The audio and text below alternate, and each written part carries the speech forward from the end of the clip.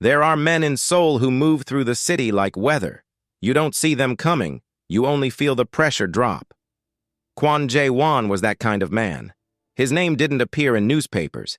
It appeared in silences. The pause before a judge announced a verdict, the moment a port official stopped returning calls, the particular stillness of a room when someone whispered it too loudly. By 35, he had never once needed to raise his voice to be obeyed.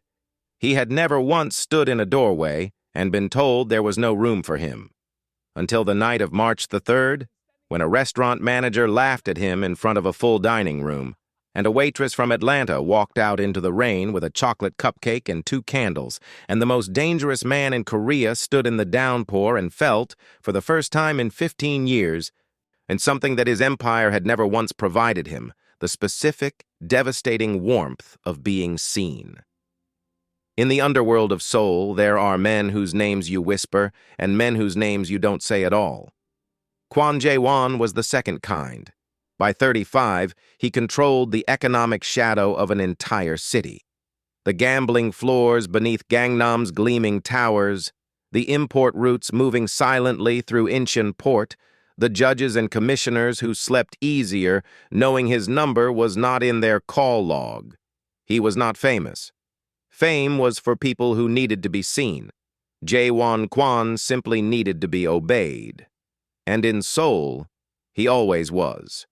But on the rain-drenched night of March the 3rd, the most feared man in South Korea stood alone on Apgujeong-ro, soaking wet, without an umbrella, without a reservation, or without a single soldier at his side, and just wanted somewhere warm to sit for his birthday.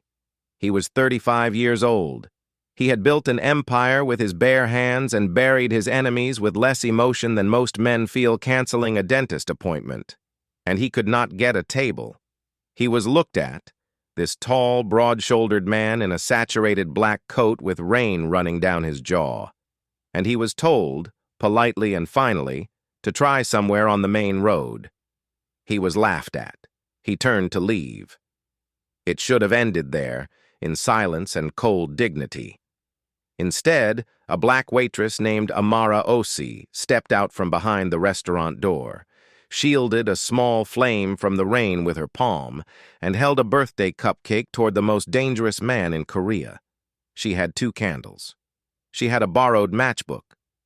She had absolutely no idea what she was doing. She didn't know she was handing a lifeline to a dragon. And she didn't know that the dragon, for the first time in 15 years, would have no answer for kindness, and would burn his entire world down to make sure she was never harmed again. This is the story of the cupcake that changed everything, the birthday wish that rewrote a life, and the woman brave enough to step outside into the rain when every instinct told her to stay indoors and mind her business. The rain in Apgujeong that night was not the soft Seoul drizzle that tourists photograph from cafe windows. It was the kind of rain that turns the Han River black and drives even the night vendors indoors. It was March the 3rd, a Sunday, and on Apgujeong-ro, that long, the wisteria-draped boulevard where old money and new power come to dine behind frosted glass. The cobblestones were slick as mirrors and the street was almost empty. Almost. Amara stood at the service station of Jinseon, the Golden Line, rolling her left ankle against the floor, trying to ease the particular ache that builds in the arch after 11 hours on marble. She was 27. She was Nigerian-American from Atlanta, and the only foreign member of the floor staff, a fact that Mr. Baek, the general manager, reminded her of in small, calculated ways, at least twice per shift. Her work visa renewal was in 19 days. She had already sent this month's wire transfer to her mother in Decatur. And if she lost this job for any reason, for no reason, for the kind of reason that never gets written down, she had nothing, no safety net, no fallback. Just her fluent Korean, her 4-star service record, and the iron will of a woman who had already survived harder things than one man's cruelty. That was when the door opened. Mr. Baek was already moving toward the entrance with the smile he reserved for people he intended to humiliate gently. The man who walked in brought the cold with him. He was tall. tall for a Korean man, tall for any man, broad across the shoulders, wearing a black coat that was heavy and dark with water. His hair was plastered flat against his forehead. He carried nothing, no bag, no umbrella, no companion. He looked like a man who had walked a long way through a storm because he had no particular reason to avoid it. The dining room, full of Gangnam's finest, politicians and architects and the kind of tech executives who get their names in magazines, went instinctively, prematurely quiet, the way a room goes quiet when something apex enters it. Nobody could have said why. The man hadn't spoken. He hadn't moved aggressively. He had simply walked in, and the air had changed. Amara watched from the service station as Mr. Beck reached the stranger and deployed the particular smile. "We are fully reserved this evening, sir. Perhaps somewhere along the main road would be more suitable." The man looked around the room slowly. He located an empty two-top near the window. He looked back at Mr. Beck. "It is my birthday," he said quietly. "I only want to sit down." Mr. Beck laughed. It was a brief, dismissive sound, the sound of a small man exercising the only power available to him. Amara set down her tray. She didn't stop to think about her visa. She didn't stop to think about Mr. Beck's expression or the rent or the 11 hours already on her feet. She just moved.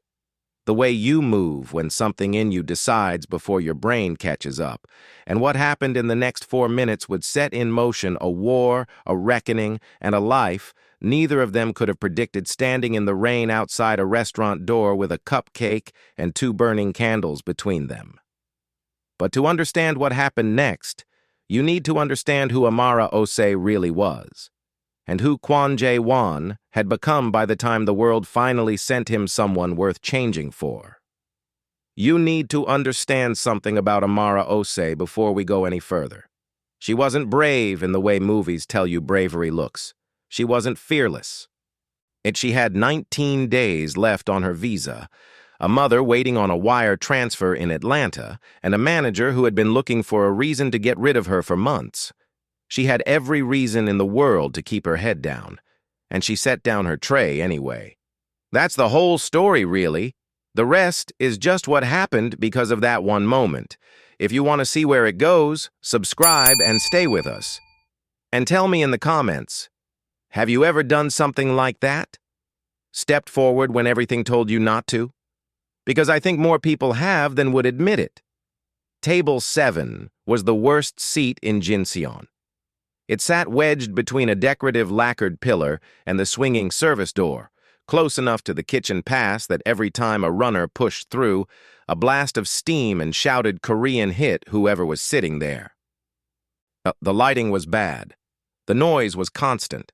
Regulars treated a seating there as an insult. Amara knew all of this. She seated him there anyway, because it was the only table Mr. Beck couldn't see from his station at the front, and right now, distance from Mr. Beck was the only currency she had left to spend. "I know it's not ideal," she said, pulling out the chair with the same ease she'd use at the best window seat in the house. "But Chef Sue has a soft spot for me. I'll get you the galbi before the kitchen calls last cut." She paused. "Scotch?" He looked at her. "Leave the bottle." She got him the Macallan 18 from the top shelf, the one Mr. Beck reserved for clients he wanted to impress, and she didn't ask permission. She got him the short rib, marbled and perfect, before the kitchen ran out. She set it down without ceremony and left him alone, the way she could tell he needed to be. He didn't touch his phone. Not once. In a restaurant full of people performing their own importance for each other, Kwon Jae-won simply ate. He watched her work. She could feel it, not aggressively, not strangely, but with the focused attention of a man unaccustomed to seeing someone do something with complete, unpretentious competence. She managed 4 tables simultaneously. She talked a drunk businessman down from a confrontation with the sommelier, using 2 sentences and a redirection so smooth it looked accidental. She made a table of 6 women celebrating a birthday feel like the only people in the building. When she came back to refill his glass, he spoke. "That necklace." His voice was low, careful. Is it yours?" Amara touched the small gold cross at her collarbone automatically. "My mother's. She gave it to me when I left Atlanta. Said Seoul was too far away for her to worry quietly." "You send money home?" It wasn't a question. She looked at him. "Every month. First thing." He absorbed this without comment. Then, "Why did you help me? Earlier. You didn't know me." Amara set down the bottle. She thought about the careful answer, the professional one, the one that kept things simple. Then she thought about his face when Mr. Bayek had laughed, and she gave him the true one instead. "My grandmother used to say you can tell the world's character by how it treats the lonely." She picked up an empty glass from the adjacent table. "And you looked like you needed a win." Under the table, out of her sight, his hand closed into a fist. She moved on. She had 3 other tables. She didn't look back. By 10 o'clock, the pastry chef had gone home. The kitchen was winding down, the clatter softening to a low rhythm of cleanup. Amara checked the staff refrigerator and found what she was looking for. 1 chocolate cupcake left from the afternoon service, slightly lopsided, the frosting set hard at the edges. She found a matchbook in the junk drawer beside the prep station. She pressed 2 birthday candles from the emergency supply box into the frosting and lit them. She walked back to table 7, shielding the flame with her palm. She didn't announce it. She set it down in front of him and sang Happy Birthday in Korean, barely above a whisper, Sangil Kugahamida, so quietly it existed only in the small space between them. The 2 candles threw warm light upward across his face. In his dark eyes, the twin flames reflected like distant signals. Jae-won Kwon stared at the cupcake the way a man stares at something that has no business being real. "Make a wish," Amara said softly. He looked at her for a long moment.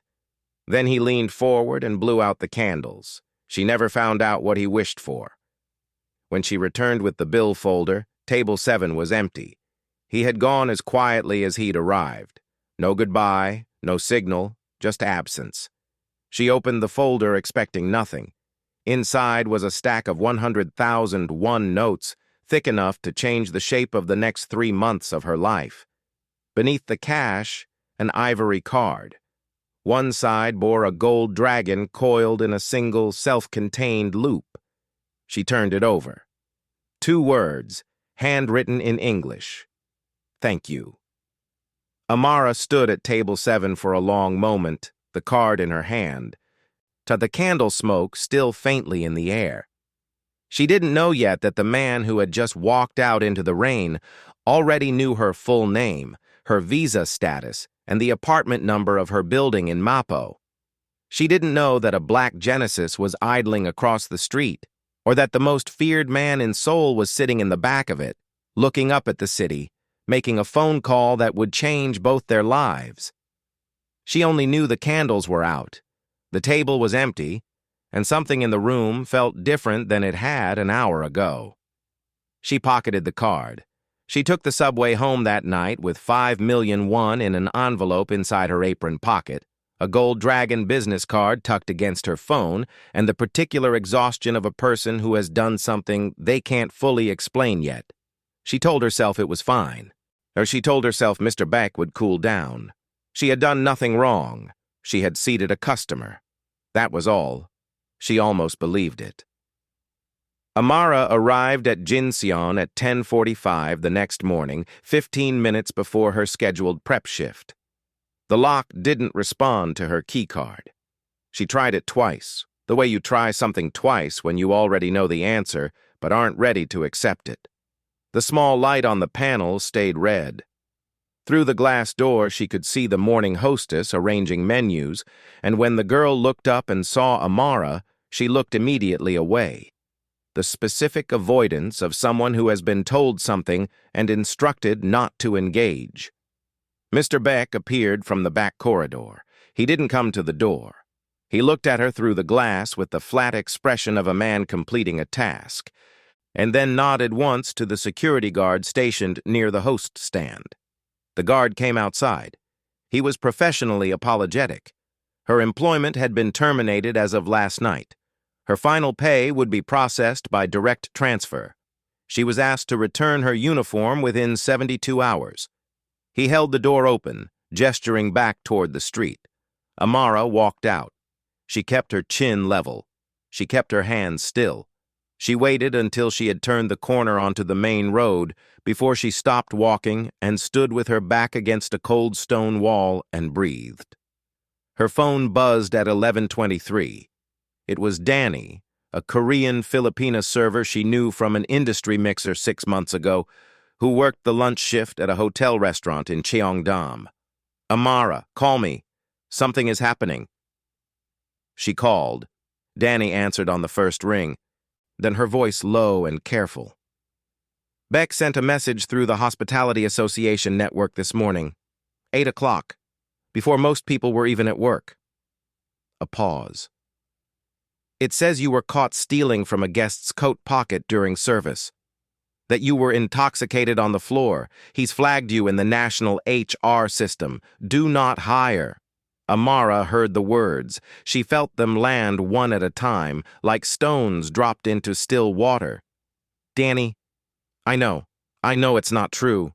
But Amara, that flag, it goes to every registered establishment in the city.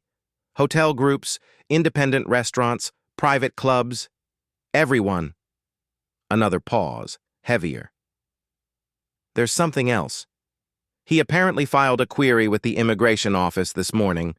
Some irregularity in your documentation.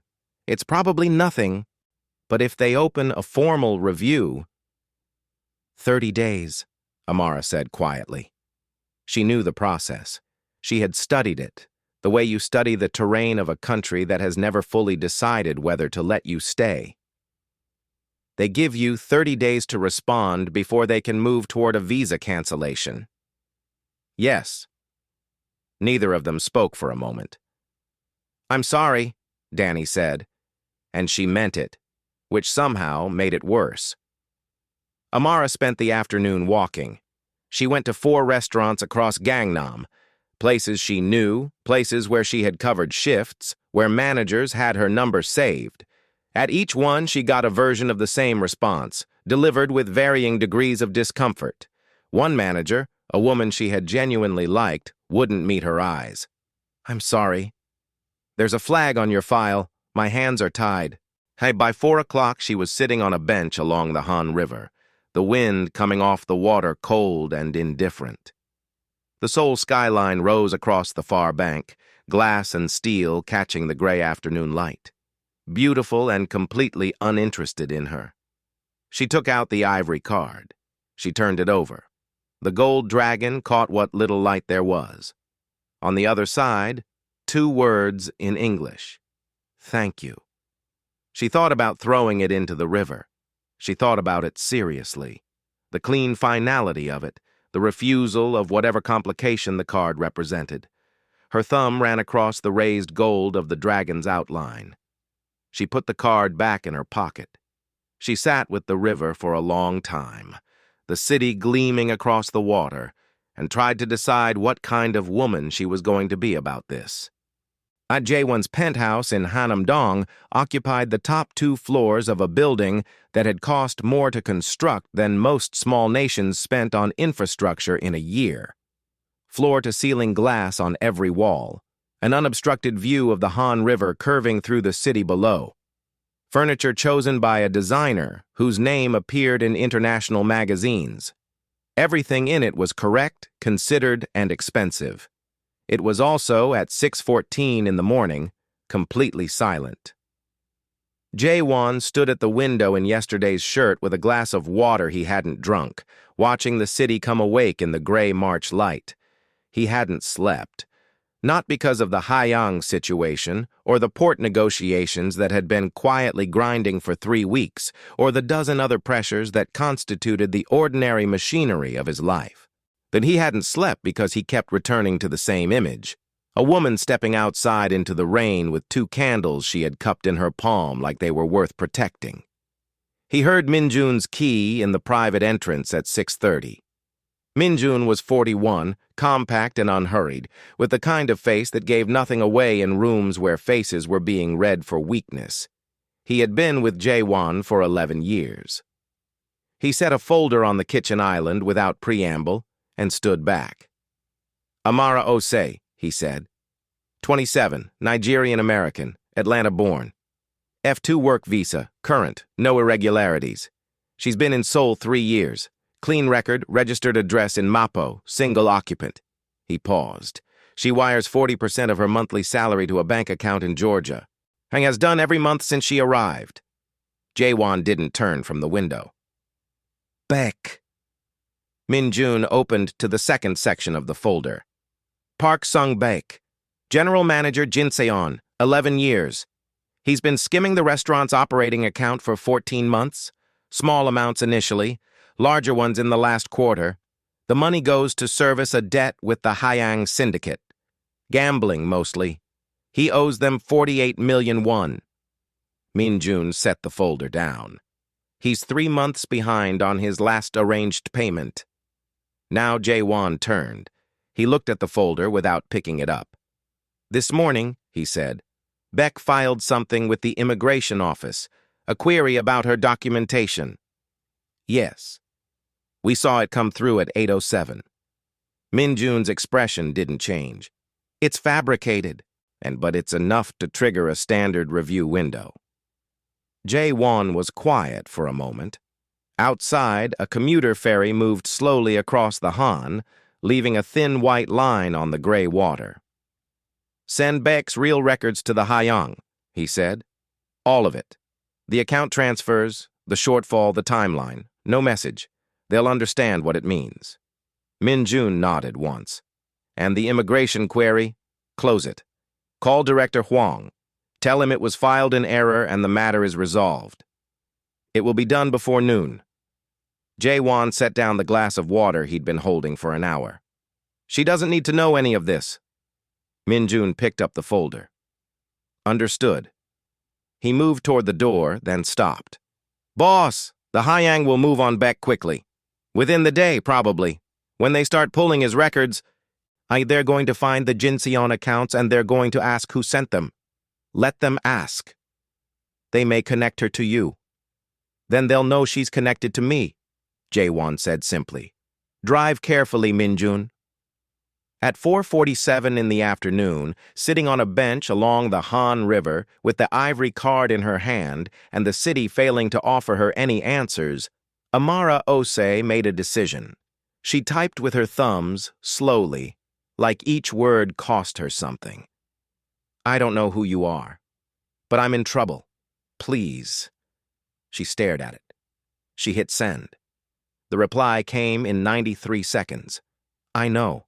It is already handled. Don't move. 10 minutes.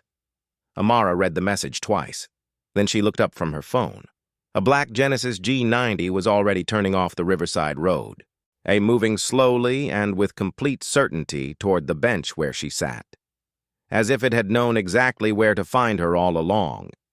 She had sent a message into the dark asking for help, and help had already arrived before she asked. Think about that. While Amara sat on that Han River bench turning an ivory card over in her hands and wondering whether to trust a stranger, that stranger had already spent his morning making sure she was safe. Not because she asked, not because she owed him anything, because she had treated him like a human being on his birthday, and some debts don't wait to be called in. If this story is staying with you, hit the like button and subscribe. It genuinely helps. And stay with us because the moment Amara hears his name for the first time is one you don't want to miss. The door closed, and the city disappeared. That was how it felt. The thud of the car door sealing out the river wind and the distant traffic and the whole indifferent afternoon, replacing it with silence, so complete it had a texture. The interior was cream leather and tinted glass. A partition rose slowly between the front and back seats without anyone pressing a visible button. Amara sat as far against the door as the seat allowed and watched the man across from her with the careful stillness of someone trying to accurately assess a situation before it assessed them first. "Who are you?" she said. It came out flat, not quite a question. He looked at her directly, the way she had noticed he did everything, without performance, without the social softening most people applied automatically. "My name is Kwon Jae-won." A pause, a brief and deliberate. Most people in Seoul know that name for the wrong reasons. The car was moving. Amara heard the name and felt something shift in the room's atmosphere, or perhaps in her own chest. She knew that name. Everyone who had spent more than 6 months in Seoul knew that name, even if they had never said it aloud, even if they had only encountered it the way you encounter certain things, sideways, in lowered voices, in the particular silence that follows when someone mentions it, and the people around them become suddenly interested in their drinks. The Kwon Syndicate, the Dragon of Gangnam. She had heard it from a chef at her second job interview, who had mentioned it as a kind of geography lesson. That building, that port contract, that judge, the way you point out landmarks. She said nothing. Or she kept her face neutral and waited. "Beck filed false allegations against you yesterday morning," Jae-won said, "through the hospitality network and with the immigration office. Both."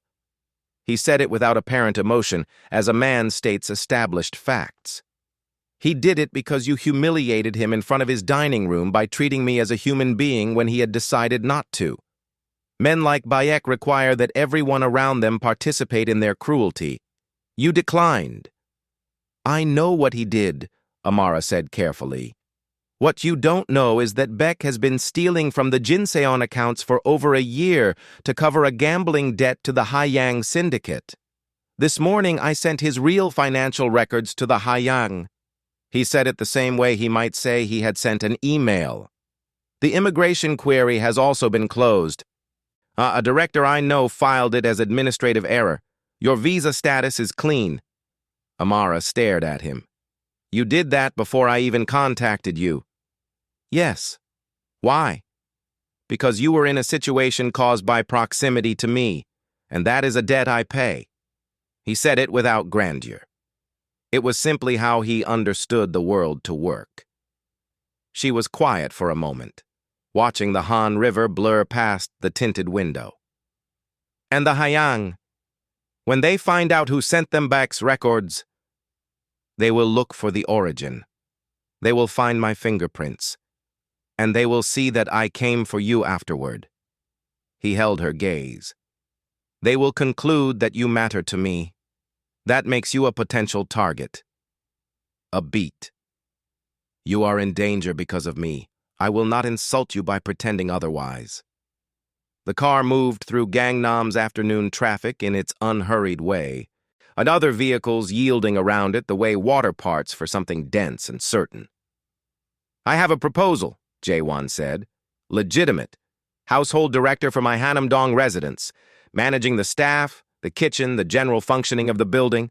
12 million won per month, private housing on site, your immigration situation resolved permanently, not temporarily." Amara looked at him for a long moment. "What do you actually want from this?" Something shifted in his expression. Not softening exactly, but a loosening, as if a precise instrument had been set down. He looked out the window. When he spoke, his voice was quieter than it had been. "I want to come home to something real. Not soldiers, not silence, not another room that proves I built everything and kept nothing." The car slowed. Amara looked out her window and felt the specific cold of recognition. They were on her street in Mapo, her building. She had not told him her address. Of course she hadn't. She looked at the building. She looked at the man. She thought about Atlanta, about her mother's cross at her collarbone, about 19 days left on a visa she had just been told was now safe, about how safety and danger had just arrived in the same black car. "No more surprises," she said. "If I'm in this, I'm in it fully. You tell me what's coming, everything, before it arrives." He nodded once. No elaboration, no promises beyond the gesture. Amara opened the door. She went upstairs. She stood in her apartment for 90 seconds looking at it. The books she'd arranged on the windowsill, the Atlanta Braves mug on the drying rack, the life she had assembled carefully and alone in a city that had just tried to erase her. She packed one bag, efficiently, without ceremony. She came back down. She got in. The Gangnam residence was the kind of beautiful that made no demands on you because it expected nothing back. Glass and black stone, 60 meters above the city, every surface chosen for visual impact and acoustic silence. It was stunning the way a museum is stunning, impressive, correct, and completely uninhabited in any way that mattered. Amara had 3 weeks to change that. She started the first morning. She reorganized the common areas without asking permission, moving a cluster of angular furniture away from the main window so the view became something you moved toward rather than a backdrop you ignored. She found the kitchen, a professional setup that the contracted chef used 3 times a week and left spotless and cold. And she made it smell like something. Garlic first, because garlic was fast and honest and changed the atmosphere of a room within minutes. Then ginger. Then the slow bass note of a proper stock reducing on the back burner. She played music through her phone while she worked. Nothing loud. Enough to prove the space could hold a sound that wasn't surveillance equipment or the mechanical breathing of climate control. The men were harder. Min-jun regarded her with the careful neutrality of someone professionally trained not to show what he thought. The 2 others, Kang, who worked the morning rotation, and a younger guard everyone called Woo, watched her move through the residence with the wariness of people who had learned that changes in this environment were rarely benign. She learned their names on day 1. On day 3, she asked Kang about the photo on his phone screen, a little girl in a yellow raincoat, and he answered in 3 words, and then seemed surprised he had answered at all. By the end of the second week, Wu was accepting the extra rice she plated without being asked, eating it standing at the kitchen counter with the focused appreciation of a man who had been surviving on convenience store kimbap for too long. They didn't trust her. But they stopped watching her like a problem to be solved, which was its own kind of progress. Jae-won came home late every night. Never the same hour, always past 10. See, always with the particular quietness of a man whose body had learned to move through spaces without disturbing them. Amara noticed that he always paused in the kitchen doorway, just for a moment, just long enough to register that the light was on and something was cooking and the room was different from how he'd left it, before he stepped inside, like a man approaching something he didn't fully trust himself not to damage. On the 18th day, she made jollof rice, her grandmother's recipe, the one she had carried in her memory across an ocean because it wasn't written down anywhere, and her grandmother had died before she thought to ask. She set a place at the small table in the kitchen alcove, not the formal dining room with its 12 chairs and its view designed for impressing guests. When Jae-won came home at 11 and found her there, she gestured at the second bowl without comment. He sat down. He ate the first bowl in silence, which she had expected. It was halfway through the second that he looked up. "What does home smell like in Atlanta?" Amara considered the question seriously, the way it deserved.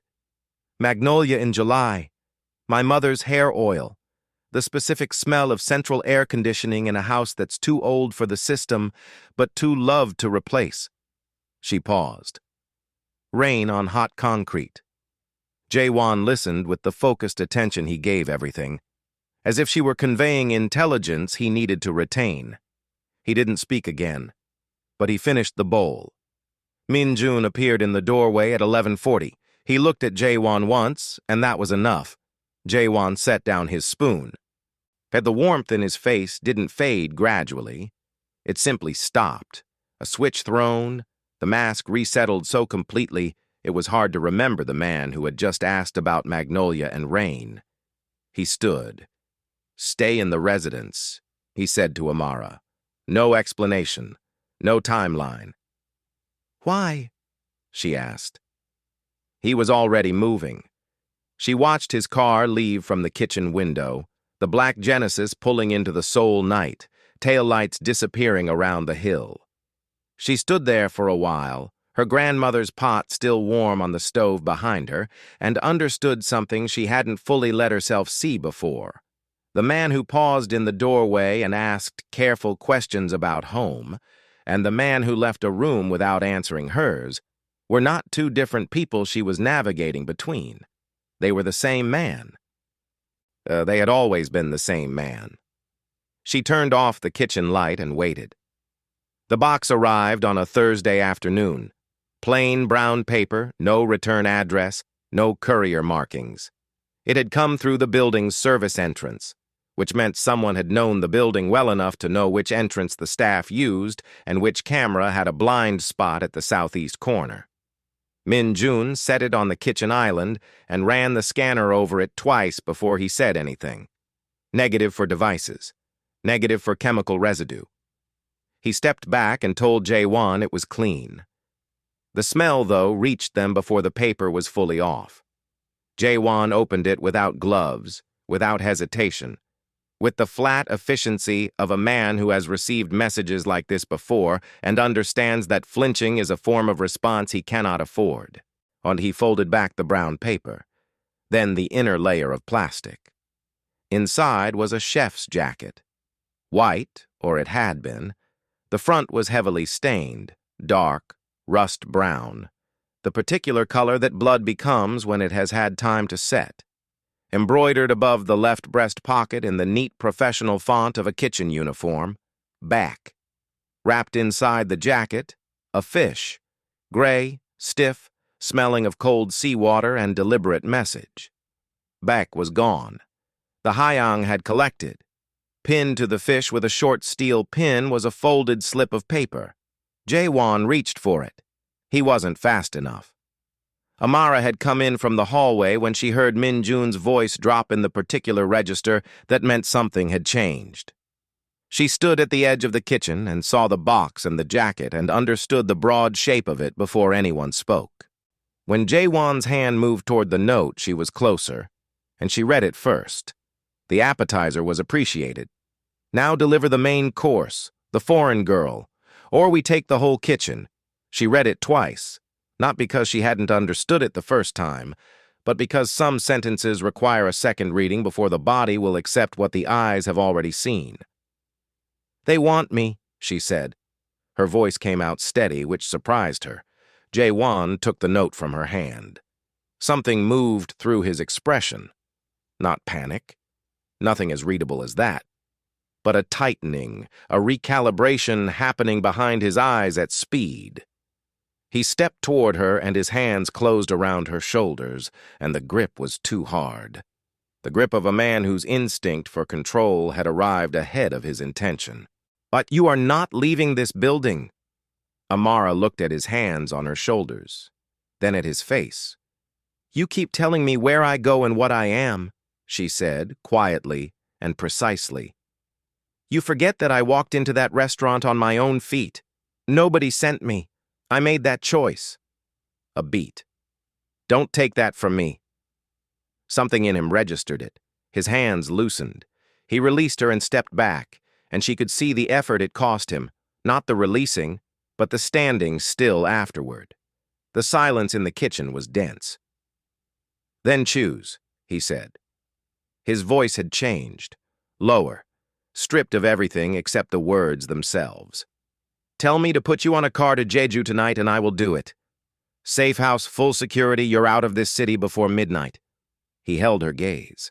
Just tell me to stay, and I go to war. Amara looked at the note still in his hand. She thought about Jeju, the clean remove of it, the safety, the absence of all of this. She thought about what it would mean to let herself be moved again by a situation she had walked into with open eyes. I stay, she said. Jae-won looked at her for one more moment. Then he turned to Min-jun. When he spoke, his voice had gone quiet. In the 3 weeks she had lived in this residence, Amara had learned that quiet was not the same as calm. Quiet, for this man, was the register he used when the decision was already made, and the only thing left was execution. "Call the captains. We don't go to the mattresses. We go to them tonight." Min-jun was already moving. Jae-won took his coat from the rack. He paused at the kitchen doorway. The same doorway where he had stood every night for 3 weeks, hesitating at the edge of something warm. He looked back at her once. There was something unresolved in his face, something that hadn't been there before and hadn't yet found its name. Then he walked into the dark, and the door closed behind him. Amara stood alone in the kitchen with the smell of the box still in the air, and she did not let herself think about what the night would bring. She filled the kettle. She set it on the burner. She waited. After he left, the residence became a different kind of place. It had always been quiet, but this was a different quality of quiet, the kind that has weight, that presses against the ears. Min-jun stationed himself at the elevator with a shotgun across his chest and his back to the room. And he didn't speak and didn't move and didn't need to, because his presence said everything about what the night required of them both. Amara stood at the kitchen window for a while, looking at Seoul spread out below. The city was indifferent and luminous, the Han River a black ribbon threaded through 10 million lit windows, none of which knew or cared what was moving through the streets tonight. She watched until watching stopped helping. Then she cooked, not because she was hungry, not because it was a reasonable thing to do at 11:30 on a night like this, but because her hands needed to be doing something her brain didn't have to supervise, and because the smell of food in a room is the oldest argument against emptiness that humans have ever devised. She made doenjang jjigae. Her version, the one she had learned from the grandmother of a friend in Itaewon in her first year in Seoul, the recipe adjusted over time until it had become something she could claim. She worked by the stove's low light, moving through the steps with the focused quiet of a person who has decided that falling apart is not an available option tonight. Fermented soybean paste dissolved in anchovy stock. Zucchini cut into half-moons. Tofu added carefully, because tofu breaks if you aren't paying attention. The smell rose and spread and pushed back against the silence. Min-jun didn't turn around, but she saw his shoulders drop by a fraction. Somewhere in Mapo, the lights in a warehouse district went out. Not all at once. District by district, the way a held breath releases. Slowly, then completely. Rain moved across the river in curtains. Glass broke somewhere that wasn't here. Then quiet again, a different quality of quiet than the one before it, the kind that follows something final. Amara stood at the stove and stirred the jjigae and didn't look at her phone and didn't look at the clock and listened to the city say nothing useful. The elevator chimed at 3:14 a.m. Min-jun raised the shotgun. Amara turned from the stove and gripped the counter's edge. The doors opened. Jae-won stepped out alone. His jacket was gone. His white shirt was destroyed, dark with rain and something darker in patches that she assessed quickly and filed without reaction. A cut above his jaw ran deep, still open, tracking a thin red line down his neck. He was upright, but only through the particular determination of a man whose body had voted to stop and been overruled. He crossed the threshold into the kitchen and stopped. He saw the pot on the stove, the low light, the bowl already set at the small table. She had set it an hour ago, the way you set a place for someone you are deciding to believe will come home. He stood there, and the smell of the jjigae hit him, and he made a sound.